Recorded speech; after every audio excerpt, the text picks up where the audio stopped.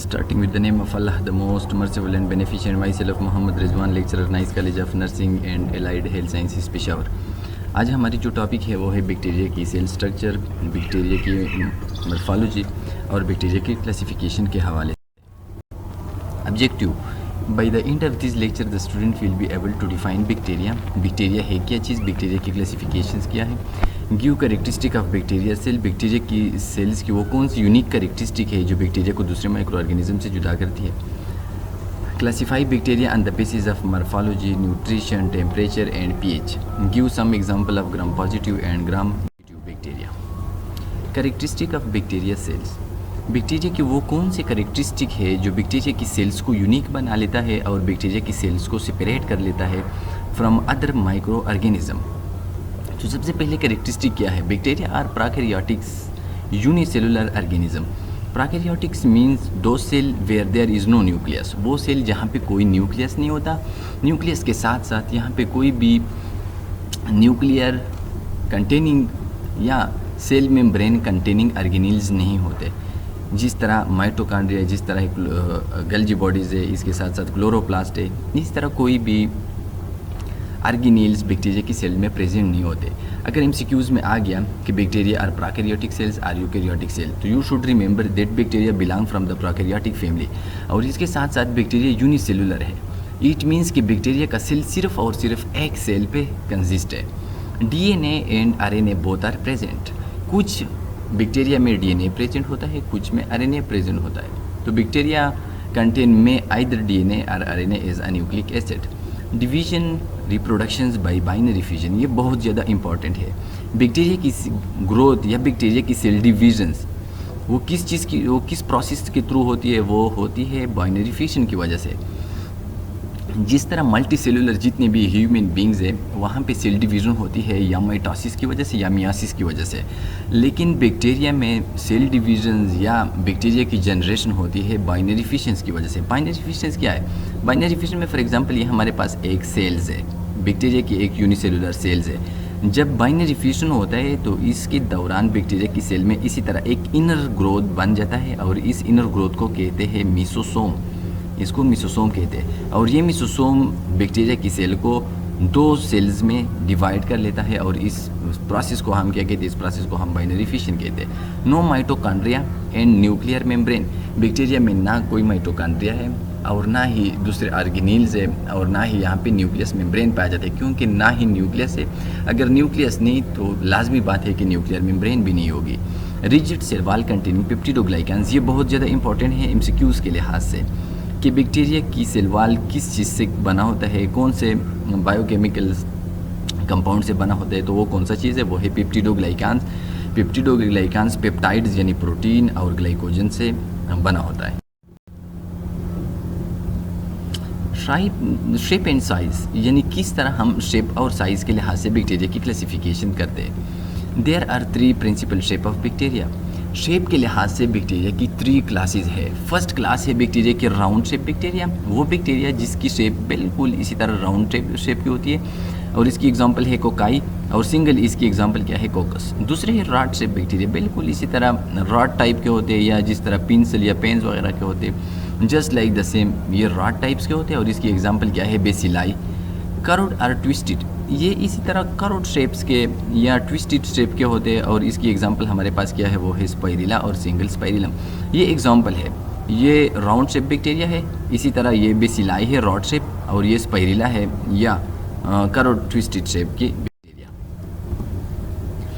Typically bacteria major, ये बहुत ज़्यादा इंपॉर्टेंट है एमसीक्यू के लिहाज से कि बैक्टीरिया की ऑर्डिनरी बैक्टीरिया सेल की लेंथ कितनी है और एक नॉर्मल बैक्टीरिया सेल की विड्थ या चौड़ाई कितनी है। तो you should remember this for MCQ. 2 से लेके 8 माइक्रोन मीटर तक बैक्टीरिया की लेंथ है और 0.2 से लेके 2 माइक्रोन मीटर तक इसकी विड्थ है या डायमीटर है।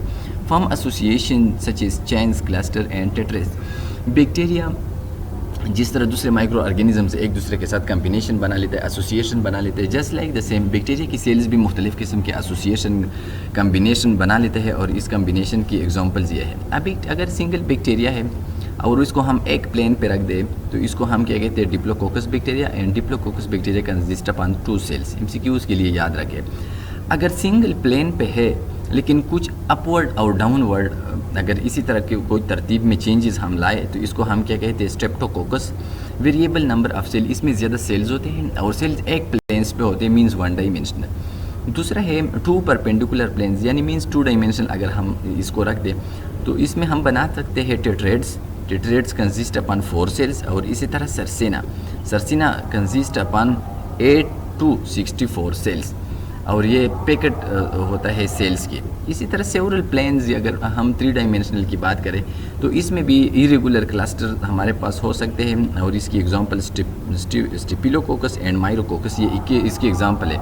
इसी तरह अगर एमसीक्यूज में आ गया कि 1 प्लेन्स की एग्जांपल्स क्या है, 2 परपेंडिकुलर प्लेन और सेवरल प्लेन या 3 डायमेंशनल की एग्जांपल्स क्या है, या सरसिना में कितने बैक्टीरिया सेल्स प्रेजेंट होते हैं, या टेट्रेड्स में कितने, तो आप लोग इसको जो है ना एमसीक्यूज के लिए याद रखें।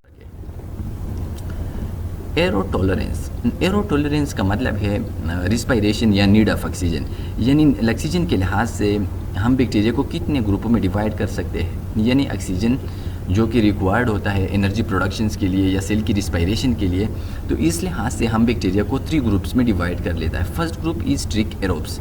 स्ट्रिक एरोब वो बैक्टीरिया है जो सिर्फ और सिर्फ ऑक्सीजन की प्रेजेंस में अपनी ज़िंदगी को सर्वाइव रख सकते हैं, यानी इसकी रिस्पायरेशन के लिए यानी इसकी एनर्जी प्रोडक्शंस के लिए ऑक्सीजन ज़रूरी है। और इसकी एग्जांपल्स क्या है, वो है माइकोबैक्टीरियम ट्यूबरक्लोसिस, वो बैक्टीरिया जो काज करती है टीबी। दूसरा है स्ट्रिक एनएरोब्स। स्ट्रिक एनएरोब्स वो बैक्टीरिया है जो एनएरोबिक रिस्पायरेशन से अपनी एनर्जी की प्रोडक्शन करता है, यानी इसकी रिस्पायरेशंस के लिए एनर्जी प्रोडक्शंस के लिए ऑक्सीजन ज़रूरी नहीं। और इसकी एग्जांपल्स क्या है, एग्जांपल है कोलास्ट्रीडियम टेटिनाई, वो माइक्रो ऑर्गेनिज्म जो काज करती है टेटनस। फैकल्टेटिव एनएरोब्स। फैकल्टेटिव एनएरोब्स ये है कि ये ऑक्सीजन की प्रेजेंस में और ऑक्सीजन की एब्सेंस में दोनों में ये अपनी ज़िंदगी को बरकरार रख सकती है और ये अपने लिए खुराक खुद बना सकती है।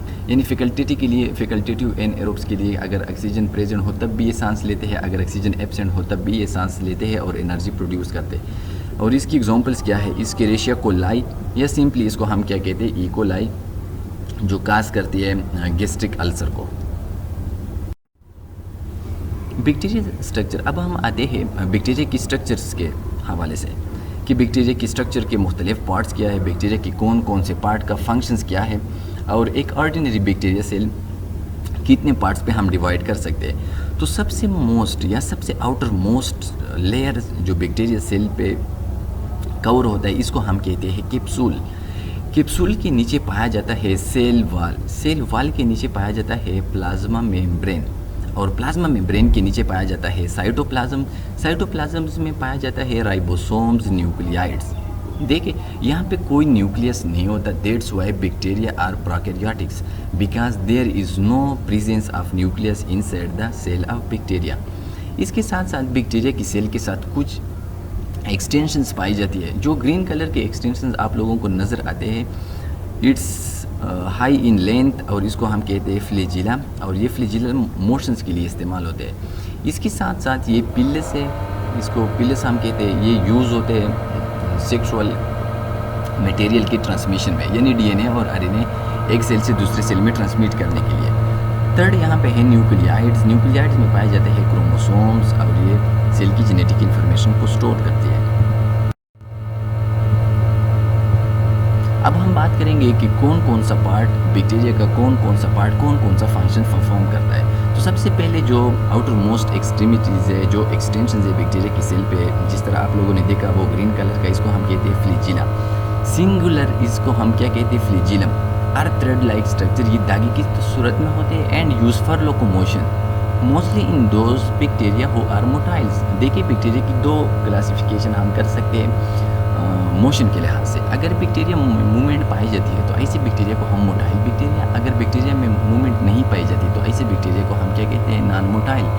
तो फ्लैजिला कौन से बैक्टीरिया में पाए जाते हैं, flagella only present in those bacteria who are motile, जिसमें मोशन की एबिलिटी पाई जाती है। इसके साथ साथ जो दूसरा पार्ट है वो है पिल्ली, और पिल्ली को हम इसको हम कह सकते हैं सेक्स पिल्ली, और ये यूज़ होते हैं जेनेटिक इन्फॉर्मेशंस को एक सेल से दूसरे सेल्स के अंदर ट्रांसफ़र करने में। पिल्ली के नीचे या इससे थोड़े से स्मॉल साइज़ में होते हैं फेम्ब्री, और ये फेम्ब्री यूज़ होते हैं अटैचमेंट के लिए। जब बैक्टीरिया की सेल किसी सरफेस के साथ अटैचमेंट करता है तो ये पिल्ली अटैचमेंट में हेल्पफुल होता है बैक्टीरिया की सेल्स को किसी सरफेस के साथ।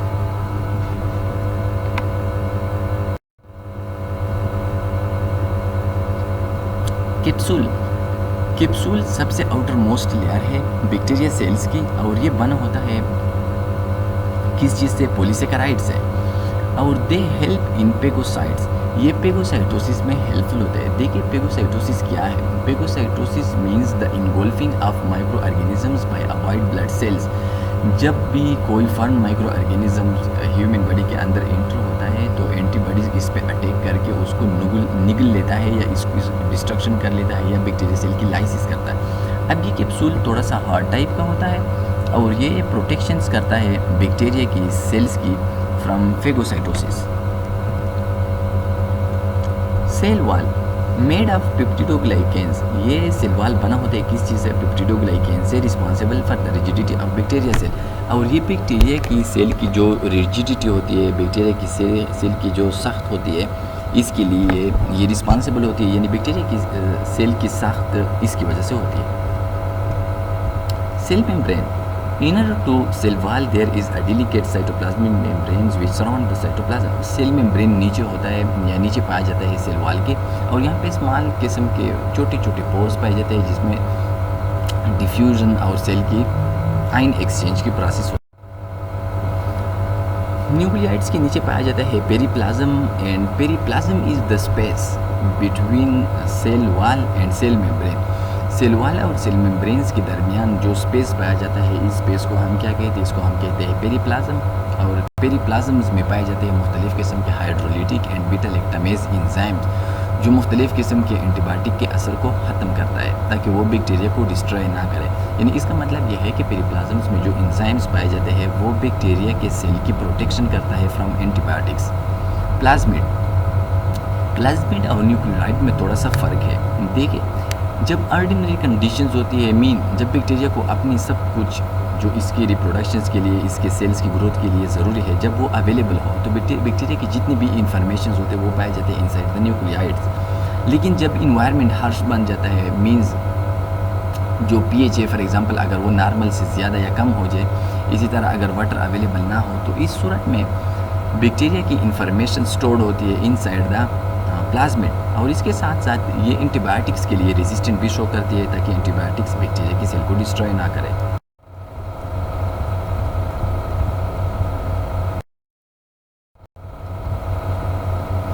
टॉक्सिन्स क्या है? टॉक्सिन्स वो चीज़ है जो बैक्टीरिया की सेल एक्सक्रीट करता है और it's responsible for the cause of disease. Toxins वो चीज़ है जो बैक्टीरिया की सेल इसको रिलीज़ करता है, और ये बैक्टीरिया की डिजीज़ काजिंग की एबिलिटी इस टॉक्सिन्स की वजह से होता है। अब टॉक्सिन्स अगर कोई एमसीक्यूज़ में आपसे पूछ ले कि what is toxin? Toxin is a harmful chemicals which is release from bacteria and it is responsible for the cause of disease. अब टॉक्सिन्स की दो किस्में, एक है एंडोटॉक्सिन्स और दूसरा है एक्सोटॉक्सिन्स। एंडोटॉक्सिन्स क्या है और एक्सोटॉक्सिन? एंडोटॉक्सिन्स वो टॉक्सिन्स है जो बन जाते हैं after the death of bacteria cells. वो टॉक्सिन जो बैक्टीरिया की सेल की डेथ के बाद, यानी बैक्टीरिया की सेल के ख़त्म होने के बाद बन जाते हैं, उस टॉक्सिन्स को हम कहते हैं एंडोटॉक्सिन्स। यानी यू कंसिडर देम, यानी आप लोग इस तरह कंसिडर करें कि फॉर एग्ज़ाम्पल अगर एक एनिमल्स या कोई भी लिविंग ऑर्गेनिजम्स अगर वो मर जाए तो उसकी डेड बॉडी से जो पॉइजनस केमिकल्स बन जाते हैं, जस्ट लाइक द सेम जब बैक्टीरिया की सेल्स की डेथ वाक़या हो जाए तो उसके जो रिजाइड्स होते हैं, उसके जो वेस्ट प्रोडक्ट्स होते हैं, उससे बन जाते हैं एंडोटॉक्सिन्स। और मोस्टली ग्राम नेगेटिव क्लास के बैक्टीरिया में ये एंडोटॉक्सिन्स पाए जाते हैं and these are heat resistant. ये इसकी एबिलिटी है। अक्सर एमसीक्यूज़ में इस तरह पूछा जा सकता है कि which one of the following toxins are heat resistant. Heat resistant का मतलब ये है कि इस पर हीट का कोई असर नहीं होता। दूसरा है एक्सोटॉक्सिन्स। एक्सोटॉक्सिन एक बैक्टीरिया सेल अपनी लाइफ के दौरान बना लेता है, यानी एक जिंदा बैक्टीरिया सेल इसको बना लेता है, और इसके लिए ये ज़रूरी नहीं कि बैक्टीरिया की सेल की लाइसिस या डेथ वाक़या हो जाए। और ये मोस्टली पाया जाता है ग्राम पॉजिटिव में and some gram negative bacteria में आल्सो पाया जाता है। And it is heat labile. Heat labile का मतलब ये कि अगर हम इसको थोड़ा सा भी हीट दे दें तो ये ईजिली डिनेचर हो सकता है। Nutrition based classification. देखिए बैक्टीरिया को हम दो ग्रुप में डिवाइड कर सकते हैं न्यूट्रिशन के बेस पे, ऑटोट्रॉफ्स एंड हेटेरोट्रॉफ्स। कार्बन के सोर्स पर अगर कोई बैक्टीरिया खुद अपने लिए खुराक बना लेता है तो ऐसे बैक्टीरिया को हम कहते हैं autotrophs.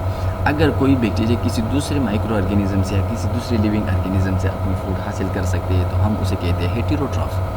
Autotrophs are the micro organism which derive carbon from inorganic compound. यानी इसका मतलब ये है कि जितने भी ऑटोट्रॉफ से ये अपनी खुराक खुद बना लेते हैं, मुख्तलिफ़ किस्म के इनऑर्गेनिक्स कंपाउंड को यूज़ करके उससे अपने लिए ऑर्गेनिक्स फूड बना लेता है।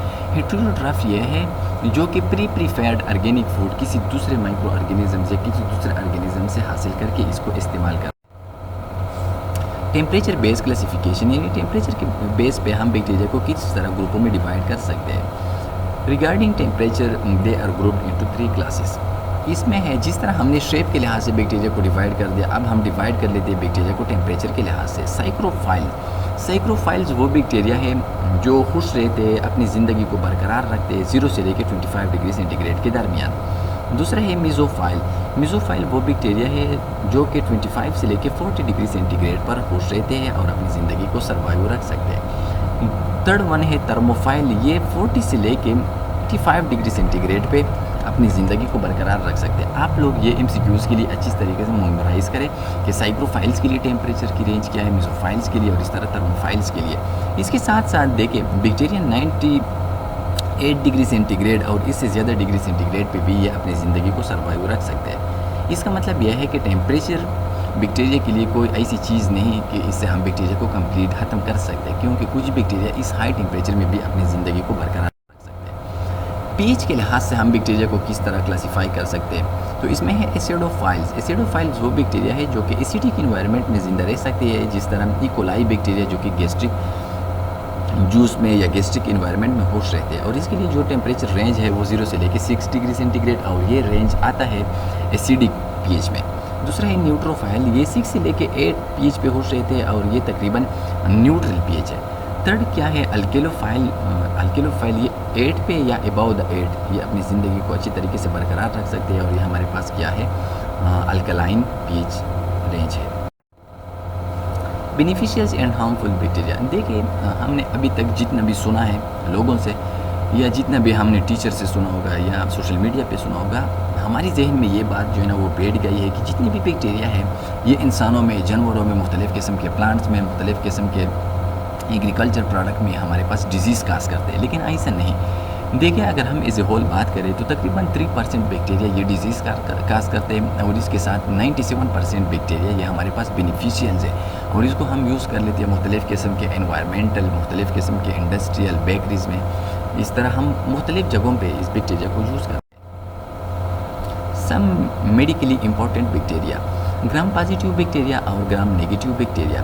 देखिए आप लोग इसके जितनी भी एग्जांपल्स है ये याद रखें और एग्जांपल के साथ साथ ये भी मेमोराइज़ करें कि कौन सा एग्जांपल कौन सा डिजीज़ काज कर सकते हैं। फॉर एग्जांपल ये स्ट्रेप्टोकोकस, ये एग्जांपल है ग्राम पॉजिटिव। अब आप लोगों से MCQ में इस तरह पूछे जा सकते हैं कि स्ट्रेप्टोकोकस किस चीज़ की एग्जांपल्स है और स्ट्रेप्टोकोकस कौन सा डिजीज़ काज कर सकते हैं। तो स्ट्रेप्टोकोकस काज निमोनिया, इसके साथ साथ pharyngitis, inflammation of the pharynx और सेलुलाइटिस जिसको हम कहते हैं स्किन इन्फेक्शन। इस तरह स्टेफिलोकोकस एब्सेस ऑफ स्किन यानी स्किन एब्सेस काज कर सकती है और इसके साथ साथ फूड पॉइजनिंग। थर्ड वन क्या है बेसिलस स्पोर फॉर्मिंग रॉड्स है, cause anthrax, bacillus anthracis cause कर सकते हैं, clostridium spore forming rods, tetanus and botulism हमारे पास क्या है ये फूड पॉइजनिंग की माइक्रो ऑर्गेनिजम्स है। कोरियानोबैक्टीरियम ये डिप्थीरिया जिसको हम खुनाक कहते हैं ये काज कर सकती है, लिस्टेरिया, मेनिंजाइटिस और एक्टिनोमाइसिस ये काज करते हैं एक्टिनोमाइकोसिस को। इसी तरह कुछ ग्राम नेगेटिव बैक्टीरिया की एग्जांपल्स है और एग्जांपल्स की वो डिजीज़ है जो कि ये एग्जांपल काज करते हैं। फॉर एग्जांपल नेसेरिया, अब ये काज करती है गोनोरिया जो कि हमारे पास सेक्सुअल ट्रांसमिटेड डिजीज़ है और मेनिंजाइटिस दम तोड़ बुखार। यर्सेनिया ये प्लेग को काज कर सकती है, स्केरेशिया काज करती है यूरिनरी ट्रैक्ट और डायरिया। सल्मोनेला काज करती है टाइफाइड, वेब्रियो काज करती है कोलरा, शेजिला काज करती है एंटेरोकोलाइटिस या inflammation of the digestive tract specially of Kolhan. इस तरह बोर्डेटेला काज करती है वोपिंग कफ और स्यूडोमोनास काज करती है pneumonia and urinary tract infection. इसी तरह बैक्टीरियाइड्स ये काज करती है peritonitis, inflammation of the peritoneal cavity. और एसिड फास्ट बैक्टीरिया ये हमारे पास एक एग्जांपल है माइकोबैक्टीरियम, ये काज करती है ट्यूबरक्लोसिस एंड लेप्रासी। तो देखिए ये जितनी भी ग्राम पॉजिटिव और ग्राम नेगेटिव के एग्जाम्पल है, आप इसको भी याद रखें और एग्जाम्पल के साथ साथ ये भी याद रखें कि कौन सा एग्जाम्पल कौन सी डिजीज़ को काज कर सकती है।